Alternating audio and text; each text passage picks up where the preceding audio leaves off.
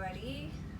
It is a beautiful Saturday morning here in Pennsylvania. It is also the first day of rifle season, so good luck to all the hunters out there.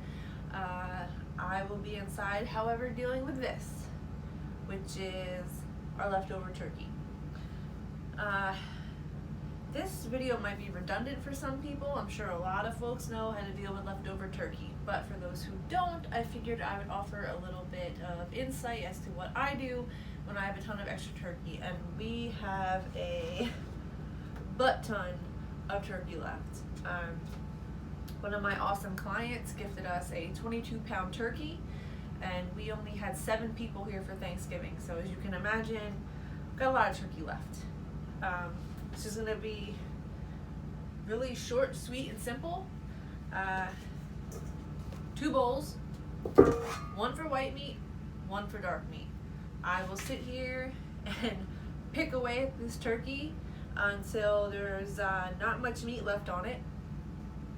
And then I will be taking the entire turkey carcass, dropping it in a 21-quart stock pot, which I just purchased maybe like 2 months ago for $12 off of Facebook Marketplace. Some lady was unloading it and we drove to Walnutport to get it. So worth the drive.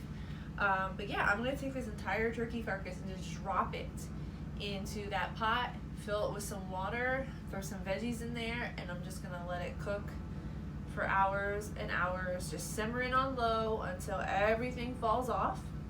Strain it out, then I'll probably be pressure canning the stock, and all the fixings that fall off, the little pieces of turkey and whatnot, I'll strain out and maybe use for soup, not sure.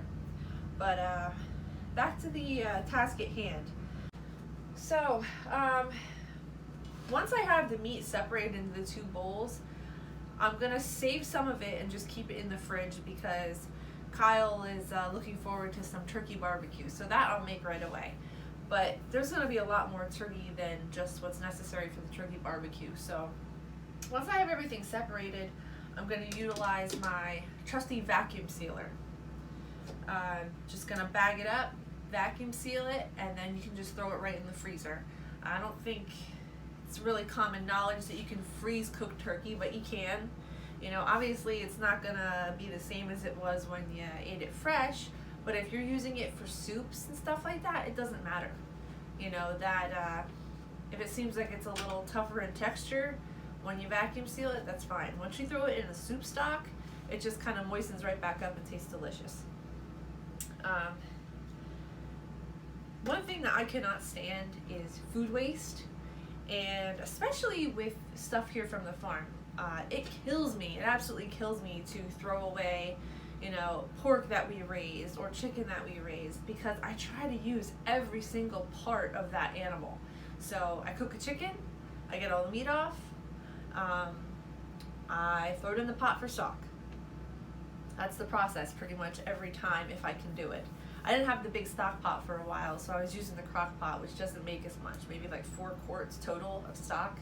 But after getting the stock pot, that's another game changer. It's just so easy to just take the whole thing and plop it in there and fill it with water.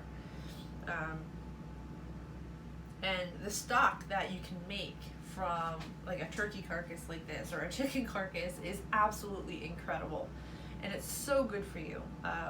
Wyatt actually, last time he was really sick, I gave it to him and he called it magic soup because it made him feel better. Which is great to hear a 6-year-old say, you know. And it's got a good flavor, you know. He wasn't put off by it at all. He just drank it just like it was a drink. Actually, the client that gave me this turkey, her husband just recently passed away from cancer, and that is how I ended up with this turkey, because she was not going to be hosting Thanksgiving anymore.